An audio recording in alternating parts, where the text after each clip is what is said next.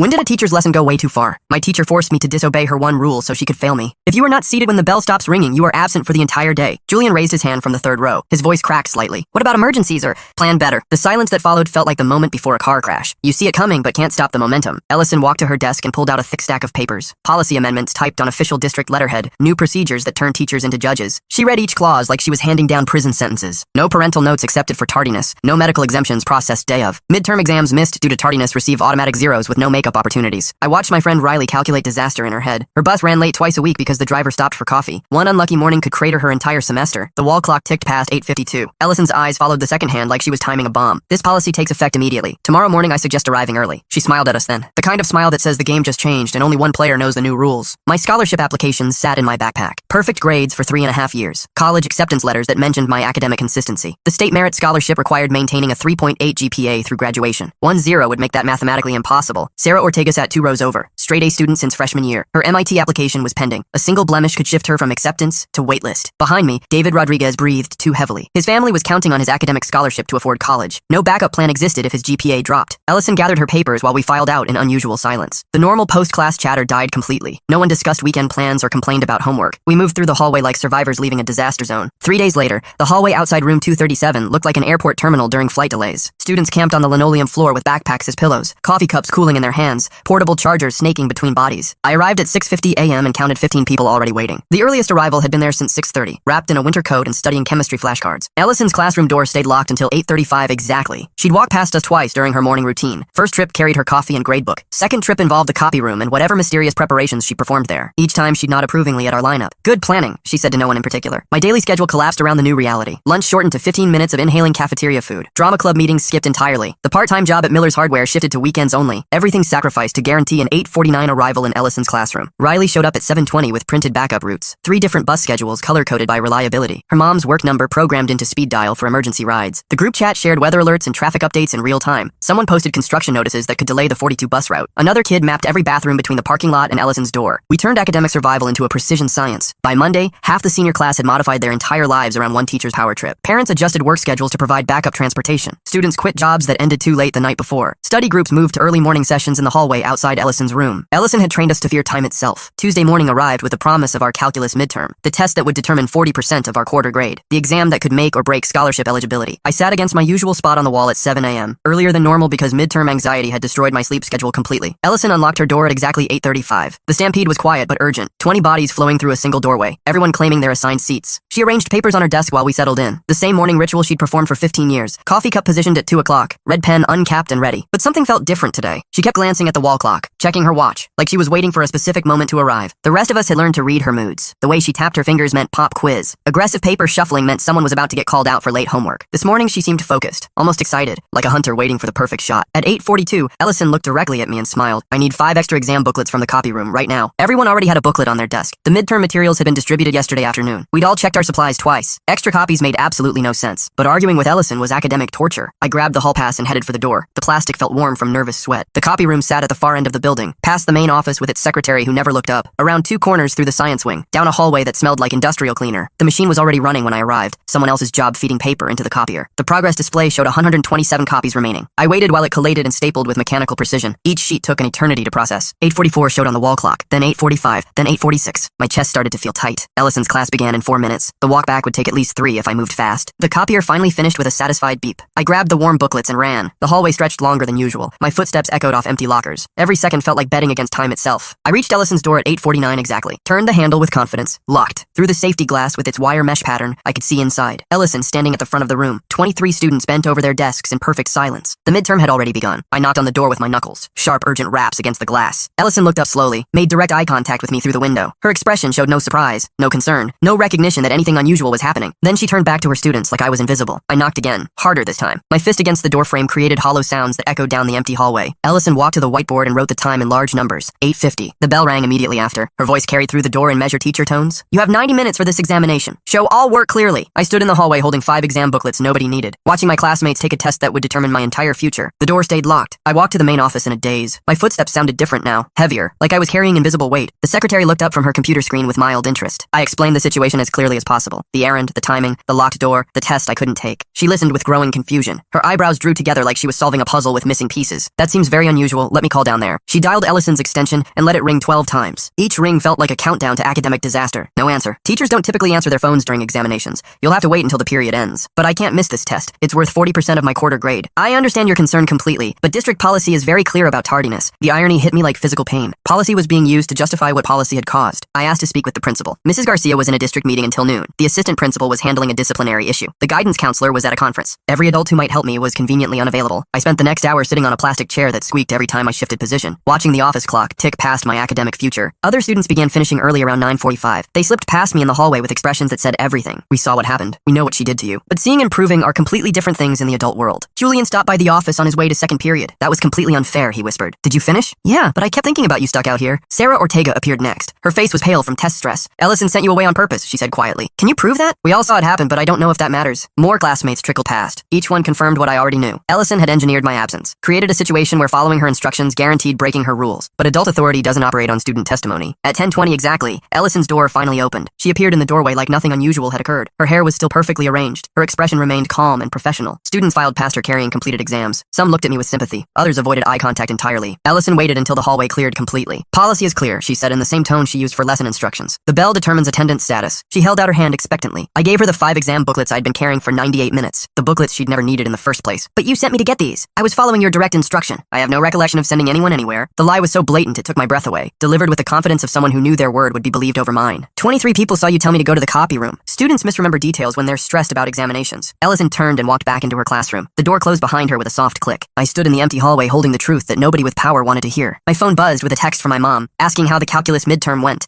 reminding me that my scholarship interview was next week. I stared at the message for a long time. How do you explain that 3.5 years of perfect grades just got destroyed by a teacher who lied about sending you on an errand? How do you tell your parents that their college savings plan might not matter anymore because one adult decided to abuse their authority? The guidance office would open after lunch. Maybe Mrs. Brooks could help. Maybe she'd listen to student testimony. Maybe she'd care that Ellison had rigged the system. But probably not. Adults protect other adults. Students get blamed for the chaos that adults create. I walked to my next class carrying the weight of a zero I hadn't earned. The weight of a future that had just been stolen from me. The weight of learning that fairness is optional when you're 17. I was a senior at Lincoln High with a 3.97 GPA that meant everything to my family. College applications were due in 8 weeks. Early admission deadlines loomed even closer. One failed test could drop my calculus grade below the 3.8 threshold required for state scholarship eligibility. Without that money, my parents couldn't afford to send me anywhere decent. 3.5 years of perfect attendance and flawless homework suddenly felt fragile, like a house of cards that one vindictive teacher could collapse with a single breath. Ellison had just blown that house down. I waited outside Ellison's classroom until the hallway emptied completely. She emerged at 10:25 carrying her coffee mug and gradebook, the same casual posture she maintained every day, like destroying a student's future was just another item on her morning checklist. Mrs. Ellison, I need to talk about what just happened. She paused and looked at me with mild annoyance. The expression teachers use when students interrupt their perfectly planned schedules. What about it? You sent me for exam booklets that nobody needed. I followed your instructions exactly. The door was locked when I returned. Ellison sipped her coffee and checked her watch, like she had somewhere more important to be. Rules are rules. The bell determines attendance. You were not in your seat because you told me to leave. I have no recollection of sending anyone anywhere. The lie hit me like cold water, delivered with the confidence of someone who knew their authority would shield them from consequences. 23 students saw you give me that instruction. Students often misinterpret directions when they're nervous about examinations. She turned and walked toward the faculty lounge. Our conversation was apparently over. I stood there processing what had just happened. Ellison wasn't denying the timing. She wasn't claiming the door malfunctioned. She was pretending the entire sequence never occurred. Julian appeared at my shoulder. He'd been waiting around the corner. She's lying, he said quietly. You saw her send me? We all did. Right at 8:42. She looked straight at you and said to get extra booklets. Sarah Ortega joined us next. Her face was still pale from test anxiety. That was the most obvious setup I've ever seen. She waited until 8 minutes before class started. Why would she do that? Because she wanted you to be late. More classmates gathered around us. David Rodriguez, Jessica Kim, Alex Martinez, each one confirming the same timeline. Ellison had deliberately sent me away minutes before an exam she knew I couldn't afford to miss. Has she done this before? I asked. The group exchanged glances, like they were debating whether to share dangerous information. Jessica spoke first. Last semester she failed Tommy Ortega for being 2 minutes late to a final. Tommy Ortega is Sarah's brother? Yeah, he had perfect attendance all year. Then one day his car wouldn't start. He ran 6 blocks and made it to class at 8:02. Ellison marked him absent for the day. 0 on the final. His grade dropped from A to C. My stomach started to feel sick. This wasn't an isolated incident. David added his own story. She's been doing weird stuff all year, giving conflicting instructions, changing assignment due dates without notice. Remember when she told half the class to research one topic and half to research another, then acted like we all should have known which was correct? Or the time she moved the test date up by 2 days but only told students in her first period class? A pattern was emerging. Ellison had been systematically sabotaging students for months. Why haven't you reported this? Julian laughed bitterly. To who? The administration loves her. She's been teacher of the year twice. Parents think we're just making excuses for bad grades. And she's careful. Never does anything that looks obviously wrong to adults. Sarah nodded. She always has plausible explanations. Students forgot the instructions. Students didn't pay attention. Students are trying to blame others for their own mistakes. But you all saw what happened today. We saw it, but will anyone believe us? The question hung in the air like smoke from a fire we couldn't put out. Ellison had spent years building her reputation as a demanding but fair educator. One incident of student testimony wouldn't topple that carefully constructed image, especially when her version painted me as irresponsible and dishonest. What am I supposed to do? Document everything, get witnesses to write statements, build a case that even adults can't ignore, and hope she doesn't destroy anyone else while you're gathering evidence. The warning bell rang for third period. Our impromptu meeting needed to end before teachers started asking questions about students congregating in hallways. But something had shifted in those 10 minutes. I wasn't crazy, I wasn't irresponsible, I wasn't imagining a conspiracy that didn't exist. Ellison had deliberately sabotaged my exam, and based on my classmates' stories, I wasn't her first victim. She was running a systematic campaign against students who threatened her sense of control. The question was whether anyone with actual authority would believe that a respected teacher was capable of such calculated cruelty, or if they dismiss it as typical teenage paranoia and excuse-making. Adults tend to trust other adults, especially adults with impressive credentials and positive performance reviews. But the truth was the truth regardless of who wanted to hear it. Ellison had rigged the game. Now I needed to prove it before she destroyed someone else's future. Mrs. Garcia finally returned from her district meeting at 2:15 p.m. I'd been waiting in the main office for 3 hours, watching secretaries answer phones and shuffle paperwork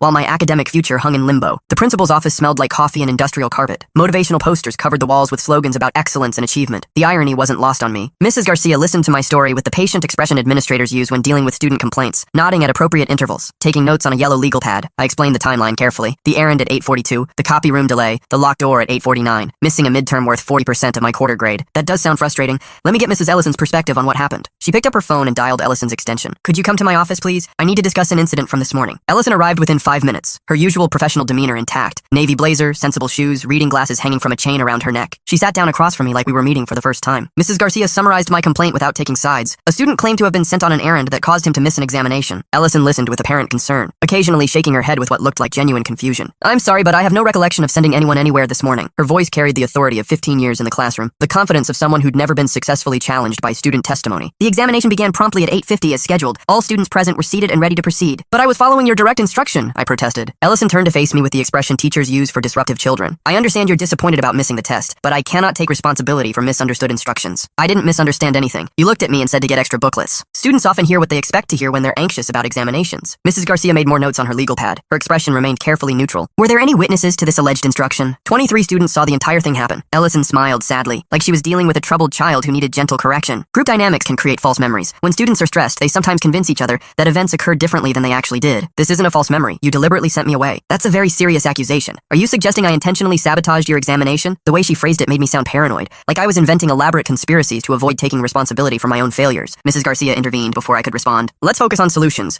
Mrs. Ellison, would you be willing to allow a makeup examination? I understand the student's disappointment, but policy exists for important reasons. Making exceptions undermines the integrity of our assessment process. Other students completed the examination under proper conditions. Allowing a makeup would be fundamentally unfair to them. Ellison's logic sounded reasonable to adult ears. She was protecting academic standards, maintaining consistency, ensuring fairness for all students. Except none of it was true. What about the 5 exam booklets I brought back? Everyone already had materials. Ellison paused for exactly 1 second. Long enough for me to notice, but short enough to seem natural. I asked several students to check if we had adequate supplies. Standard procedure before major examinations. Another lie delivered with practiced smoothness. You specifically told me to go to the copy room at 8:42, 8 minutes before class started. I may have mentioned supply concerns to multiple students. If you chose to leave the classroom that close to the examination period, that reflects poor judgment on your part. She was rewriting history in real time, transforming her deliberate sabotage into my personal failure. Mrs. Garcia closed her notepad and leaned back in her chair. This seems to be a case of miscommunication. Mrs. Ellison, I appreciate your commitment to maintaining academic standards. And I understand your frustration, she said to me. But personal responsibility is an important lesson. Perhaps this experience will help you make better choices in the future. The meeting was over. Ellison had successfully painted me as an irresponsible student trying to blame others for my own mistakes. Her word carried more weight than mine. Her reputation provided more credibility than my testimony. She stood up and smoothed her blazer with satisfaction. I hope you'll use this as a learning opportunity. Sometimes life presents unexpected challenges. How we respond defines our character. Ellison left the office with the confident stride of someone who just won a game they'd rigged from the beginning. Mrs. Garcia offered me a sympathetic smile. I know this feels unfair, but Mrs. Ellison has been teaching here for 15 years. She's one of our most respected faculty members. She's lying. I understand you believe that, but without concrete evidence, there's not much I can do. What about student witnesses? Student testimony is valuable, but it needs to be corroborated by objective evidence. I walked out of the principal's office with a 0 still attached to my transcript. Ellison had successfully gaslighted both me and the administration in under 20 minutes, but she'd also made one crucial mistake. She'd underestimated how determined I was to prove the truth. That night, I started building my case like a lawyer preparing for trial. First step was witness statements. I texted Julian, Sarah, and Lucas asking them to write down exactly what they saw that morning. Julian responded within an hour. His statement was detailed and precise. At approximately 8:42 a.m., Mrs. Ellison looked directly at you and said she needed 5 extra exam booklets from the copy room. She said right now and pointed toward the door. Everyone heard her. You grabbed the hall pass and left immediately. Sarah's statement arrived next, even more specific about timing and Ellison's exact words. Mrs. Ellison waited until 8:42 to send you away. She knew the exam started at 8:50. She looked at the clock before giving you the instruction. This was deliberate. Lucas's statement focused on Ellison's Ellison's behavior after I left. She locked the door manually at 8:49. I watched her turn the deadbolt from inside. Then she started the exam early while you were still in the hallway. 3 independent witnesses, same timeline, same conclusion. Ellison had engineered my absence, but when I showed the statements to Mrs. Garcia the next morning, she remained unmoved. Student testimony is valuable, but these are your friends. They might feel pressure to support your version of events. They're describing what actually happened. I'm sure they believe that, but memory can be unreliable, especially when emotions are involved. Step 2 was physical evidence. The 5 exam booklets Ellison had sent me to retrieve. I pulled them from my backpack during our meeting. Still pristine, still unused, still completely unnecessary since everyone already had materials. These prove she sent me for something we didn't need. Mrs. Garcia examined the booklets with mild interest. Teachers sometimes prepare extra supplies as a precaution. That's good planning, not evidence of wrongdoing. But why send me at 8:42? Why not earlier in the day? Perhaps she realized we might need additional materials at that moment. Every piece of evidence was being filtered through Ellison's reputation. Her 15 years of service created a shield that deflected obvious facts. Step 3 required more creativity. I asked the custodian, Mr. Williams, to show me how Ellison's classroom door worked. He demonstrated the mechanism with professional pride. The deadbolt could only be engaged manually from inside. No automatic locking system. No way for the door to secure itself. Someone has to turn this deliberately, he explained. It don't lock by accident. I took photos of the door mechanism, documented how the deadbolt operated, proved that Ellison had made a conscious choice to lock me out. When I presented this evidence,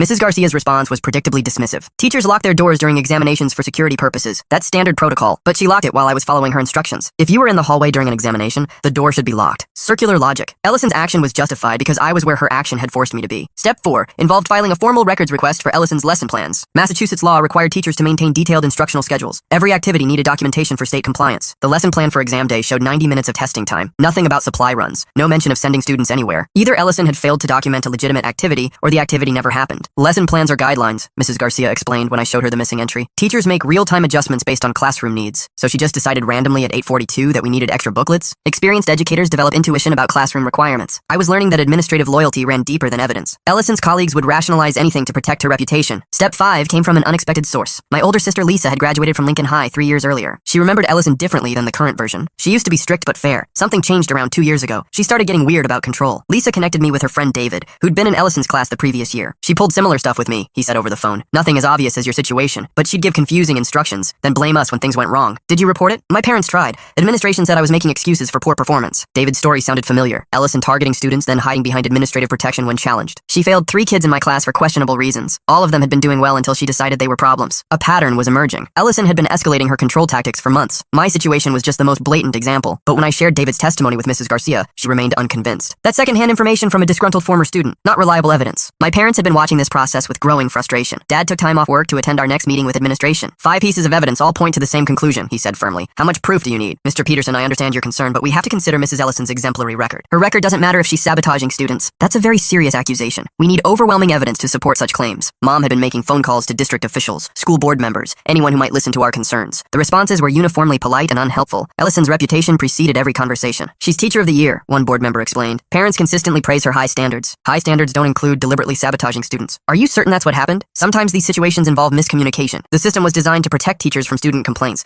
Every safeguard favored the adult with institutional power. Ellison had chosen her target carefully, a senior with college applications pending, someone who couldn't afford to be seen as a troublemaker. But she'd underestimated my family's determination. Dad scheduled meetings with every district administrator. Mom documented every phone call and email exchange. They were building their own paper trail. We're not going away, Dad told Mrs. Garcia during our 4th meeting. This is about justice. I respect your persistence, but sometimes we have to accept that misunderstandings occur. This wasn't a misunderstanding. This was calculated sabotage. The evidence was overwhelming. 3 witness statements, physical proof of unnecessary errands, door mechanism documentation, missing lesson plan entries, pattern testimony from former students. But none of it mattered to people determined to protect Ellison's reputation. They'd rather believe in an elaborate student conspiracy than accept that a respected teacher had abused her authority. The bureaucratic stonewalling was wearing everyone down. Mom was losing sleep over phone calls to unresponsive officials. Dad was burning vacation days for meetings that went nowhere. I was watching my family sacrifice their peace of mind for my academic future. Ellison had turned one moment of abuse into weeks of systematic torture for my entire family, but we were building something she hadn't anticipated. A documented record of administrative failure. A paper trail that might matter to people higher up the chain. The district superintendent, the school board president, the state education department. Someone with actual authority would eventually have to explain why obvious evidence was being ignored. Ellison had won every battle so far, but the war was far from over. 3 weeks after the exam incident, Mrs. Garcia finally offered a compromise. We've discussed your situation extensively with Mrs. Ellison.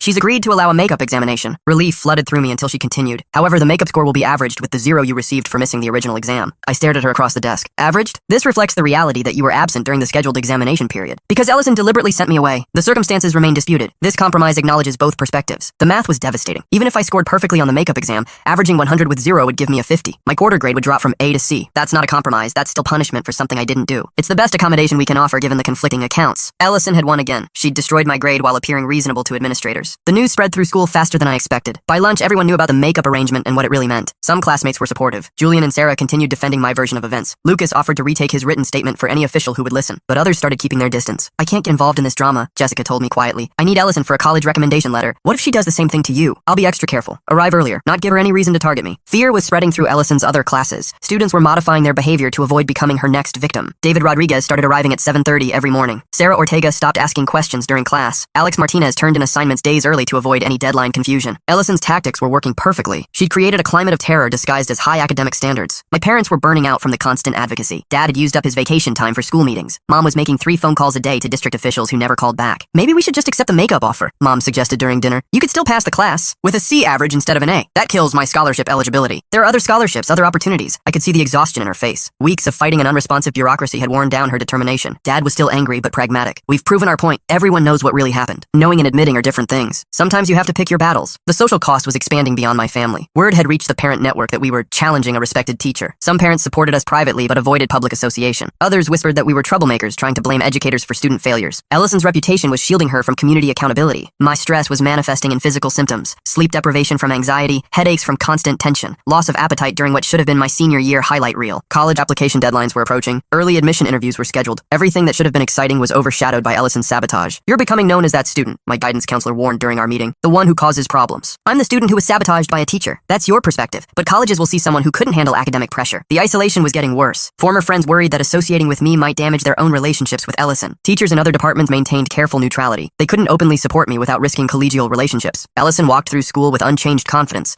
her reputation intact, her authority unquestioned. She'd successfully painted me as a disruptive student, trying to avoid responsibility for missing an important exam. But she'd also made one crucial miscalculation. She'd assumed I would eventually give up and accept her version of events. Instead, her stonewalling was teaching me something valuable about how power protects itself, and how much evidence it takes to challenge institutional authority. The makeup exam was scheduled for Monday morning. I had 3 days to decide whether to accept Ellison's rigged compromise or continue fighting for actual justice. 3 days to choose between damaged grades and damaged principles. Ellison thought she'd cornered me into accepting defeat. She was about to learn how wrong she was. Mrs. Brooks, my guidance counselor, pulled up my transcript on her computer screen and started calculating numbers that would determine my entire future. Current GPA is 3.97. If Ellison's makeup exam gets averaged with the 0, your calculus grade drops to approximately 2.1 for the quarter. She clicked through different scenarios with mathematical precision. That brings your cumulative GPA down to 3.72, below the 3.8 threshold for state merit scholarship eligibility. The numbers felt like a medical diagnosis, terminal but delivered in calm professional tones. What about college applications? 3 schools have sent likely letters based on your current academic standing. Those offers typically include language about maintaining performance through graduation. Mrs. Brooks turned her monitor so I could see the harsh reality in spreadsheet form. A significant grade drop in senior year sends a concerning signal to admissions committees. Even if I explain what happened, you could include context in your application essays, but colleges receive thousands of explanations for academic problems. Most sound like excuse-making. The walls of her office felt like they were closing in. Motivational posters about college success mocked me from every direction. MIT specifically mentioned your consistent academic performance in their likely letter. Boston University highlighted your perfect attendance record. Ellison had weaponized punctuality to destroy the very thing she was supposed to cultivate in students. What are my options? Take the makeup exam and hope for damage control, or continue fighting and risk missing more class time. The guidance office phone rang constantly with calls from other seniors handling normal college application stress. Their biggest concerns were essay topics and interview schedules. I was calculating whether my academic future was worth salvaging. My parents scheduled a meeting with Superintendent Williams after district-level appeals went nowhere. Dad took another day off work for the conference. Williams listened to our presentation with a polite attention administrators reserved for persistent complainers. Mom had prepared a timeline of events with supporting documentation. The superintendent reviewed our evidence for 15 minutes before responding. Mrs. Ellison has served this district with distinction for 15 years. Her performance evaluations are consistently exemplary. Performance evaluations don't cover deliberate sabotage of students. That's an extraordinary accusation requiring extraordinary proof. Dad leaned forward in his chair. We've provided witness statements, physical evidence, and documentation of policy violations. Student testimony is valuable but not conclusive. Physical evidence can be interpreted multiple ways. Williams closed our folder with administrative finality. We stand behind our faculty.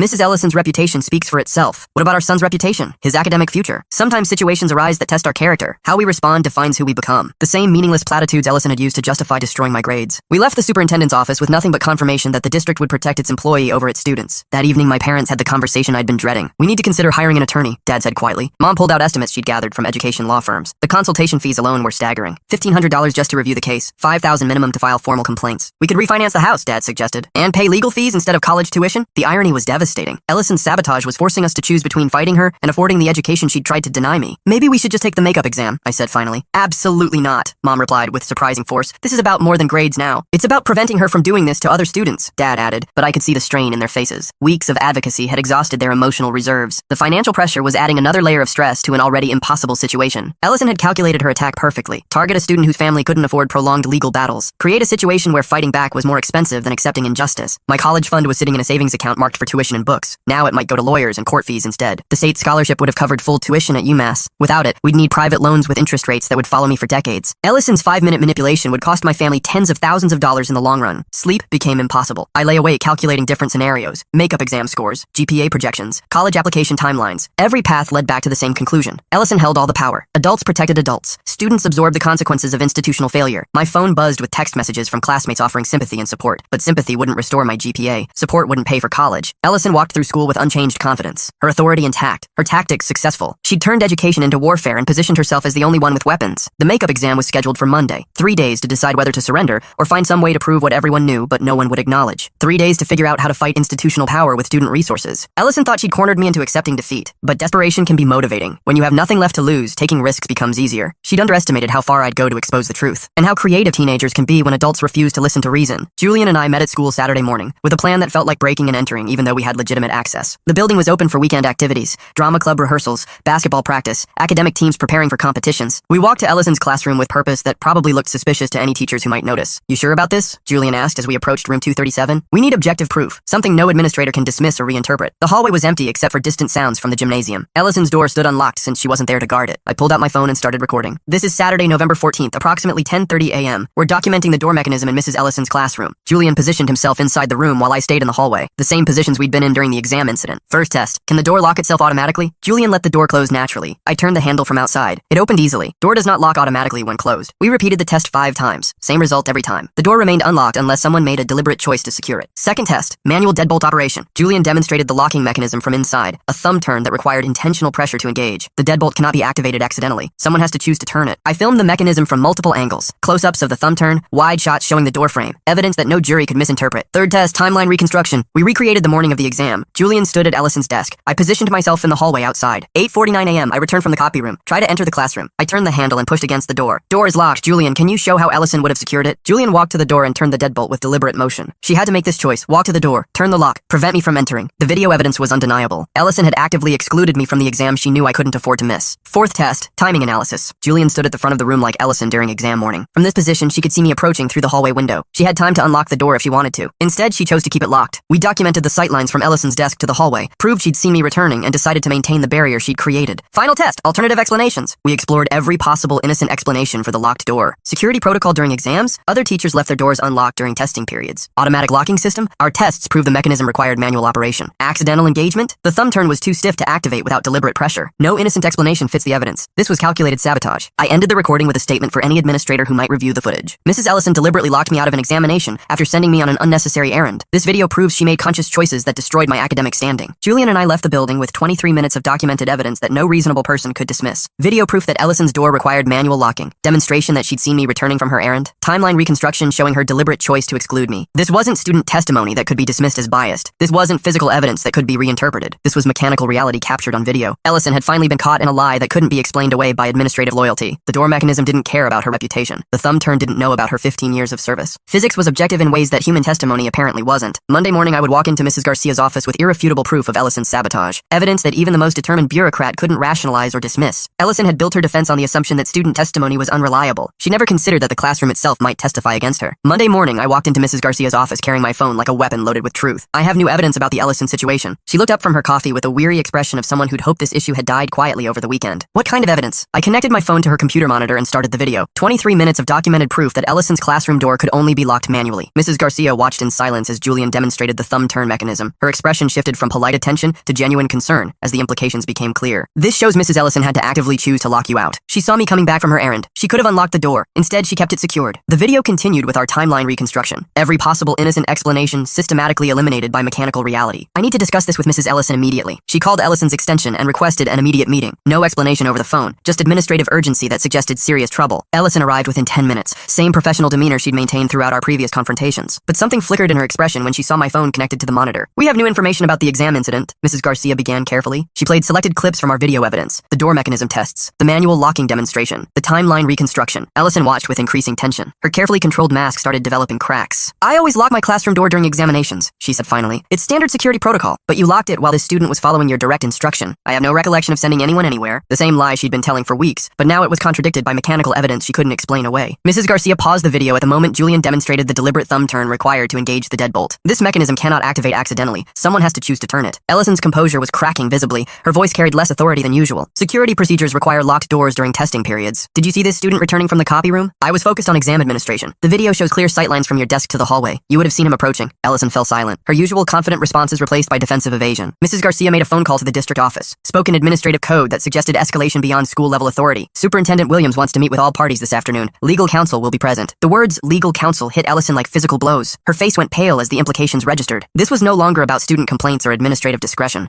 This was about potential legal liability for deliberate educational sabotage. The afternoon meeting took place in the district conference room. Formal setting with recording equipment and legal representatives. Superintendent Williams reviewed our video evidence with the district's attorney. Both took extensive notes while Ellison sat increasingly isolated at the far end of the table. My parents flanked me like protective shields. Dad's anger was barely contained. Mom documented everything in real time. Mrs. Ellison, can you explain your decision to lock the classroom door while this student was completing your assigned task? I follow standard security protocols during all examinations. Did you instruct this student to retrieve exam booklets at 8:42 a.m.? Long pause. Ellison's usual smooth confidence completely gone. I may have mentioned supply concerns to several students. The lesson plan for that day shows no record of supply issues or copy room tasks. Plans change based on real-time classroom needs. The attorney leaned forward with practiced precision. Mrs. Ellison, are you aware that deliberately excluding a student from required assessments could constitute educational malpractice? Ellison's face flushed red. The legal implications were finally penetrating her defensive shell. I would never deliberately harm a student's academic standing. Yet video evidence shows you actively prevented this student from accessing an examination after sending him on an unnecessary errand. The timing was coincidental. Coincidental timing that followed a pattern of similar incidents with other students? The attorney had clearly reviewed our documentation about Ellison's previous targeting behaviors. Ellison looked around the room for support that wasn't coming. Her colleagues maintained professional distance. Her administration was protecting the district rather than defending her actions. What resolution are you seeking? Williams asked my parents. Full retake without penalty, Dad responded immediately. And assurance this won't happen to other students, Mom added. Policy changes to prevent future abuse of authority, I said quietly. Williams conferred with the attorney in whispered tones. Ellison sat in silence, watching her 15-year career hang in balance. We're prepared to offer the following resolution. Complete retake of the examination under neutral supervision. Grade recorded without reference to the original incident. Relief flooded through me so fast I nearly collapsed. Additionally, we're implementing new policies. No student errands within 15 minutes of examination periods. Backup proctors required for all high-stakes testing. Ellison's face showed she understood what was happening. Her authority was being systematically dismantled to prevent future sabotage. Mrs. Ellison will be removed from all standardized testing responsibilities pending review of these incidents. The meeting ended with Ellison's power officially curtailed. She left the conference room in defeated silence. 3 weeks later, I sat in the library conference room with a neutral proctor from another school. The retake exam spread before me like a chance at redemption. The questions were harder than the original test. Ellison's replacement had ensured I couldn't benefit from extra preparation time, but I knew this material better than my own name. 3.5 years of perfect study habits couldn't be destroyed by one vindictive teacher. I worked through calculus problems with focused intensity. Every equation felt like striking back against injustice. Every correct answer was proof that truth could survive institutional betrayal. The proctor collected my exam at exactly the 90-minute mark. Professional neutrality that felt revolutionary after weeks of Ellison's manipulation. Results will be available tomorrow morning. That night I slept better than I had in months. Whatever happened, I'd done everything possible to restore my academic standing. The phone call came at 7:30 a.m. Mrs. Garcia's voice carried relief and something approaching apology. 94%. Excellent work. The grade would still be averaged with the original 0 per district policy. 47% overall, but enough to pass the class and maintain minimum scholarship eligibility. Ellison's sabotage had been contained but not eliminated. The system's compromise still punished me for her misconduct. But I was alive academically, wounded but not destroyed. The new policies went into effect immediately. No more last-minute errands before major assessments. Backup proctors for every examination. Clear protocols that prevented individual teachers from wielding absolute power. Ellison remained at Lincoln High, but with dramatically reduced authority. Her testing privileges revoked. Her reputation permanently damaged among colleagues who'd witnessed her legal confrontation. She'd tried to destroy one student's future and ended up limiting her own instead. The retake exam results changed everything and nothing simultaneously. My 94% score averaged with Ellison's imposed 0 gave me a 47% on the midterm. Passing, but devastating to my overall calculus grade. The quarter ended with a C+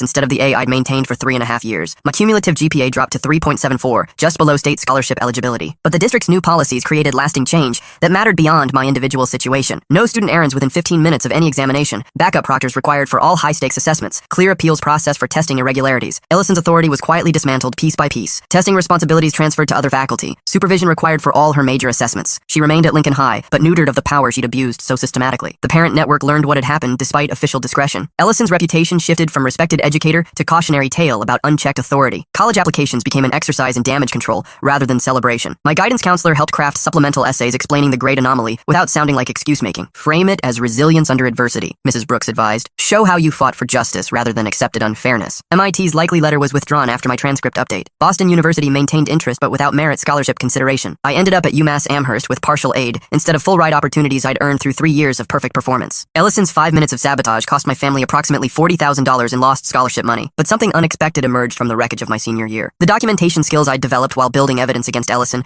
translated perfectly to college research research methods. The persistence required to challenge institutional authority became valuable in academic settings where original thinking was rewarded. The advocacy experience taught me how bureaucratic systems protect themselves and how much evidence is required to force change. Most importantly, I learned that fighting injustice was possible even when power seemed absolutely stacked against truth. Other students at Lincoln High began speaking up about unfair treatment they'd previously accepted as normal. The culture of administrative deference started shifting toward accountability. Ellison tried to maintain her classroom authority, but found students less willing to tolerate arbitrary rule changes or confusing instructions. The teacher who'd seemed untouchable was now watched carefully by colleagues and administrators who'd witnessed her near-legal catastrophe. Her 15-year reputation couldn't survive video evidence of deliberate student sabotage. The final irony was perfect. Ellison had tried to teach me about consequences and personal responsibility. Instead, she'd learned that actions have consequences, even for respected teachers who abuse their authority. The system that had protected her for months was forced to protect itself by limiting her power. Justice arrived slowly and imperfectly, but it arrived. My transcript would always carry the scar of Ellison's sabotage, but the policies preventing future abuse would protect students for years to come. Sometimes fighting for what's right costs you personally while benefiting everyone else. That felt like a fair trade. 5 years later, I wrote my law school admissions essay about Ellison and the semester she tried to destroy my academic future. The admissions committee at Harvard Law called it compelling evidence of advocacy skills and institutional analysis. Ellison had meant to teach me about accepting authority without question. Instead, she taught me that authority without accountability was just another form of tyranny. The video evidence I'd gathered became a case study in my undergraduate research methods course. Documentation techniques that started as desperate self-defense evolved into academic expertise. The persistence required to challenge Ellison's lies translated perfectly to legal research and constitutional analysis. Most surprisingly, the semester I'd considered my greatest failure became the foundation for my greatest success. Law school professors valued students who'd actually fought institutional injustice rather than just studied it theoretically. Ellison retired quietly during my junior year of college. The policies created after our confrontation remained in place, protecting students she'd never get another chance to sabotage. Sometimes the worst thing that happens to you becomes the best preparation for everything that follows. Ellison thought she was destroying my future. Instead, she was building it. Thanks for watching. Don't forget to subscribe, like, and drop your favorite part in the comments. See you in the next one.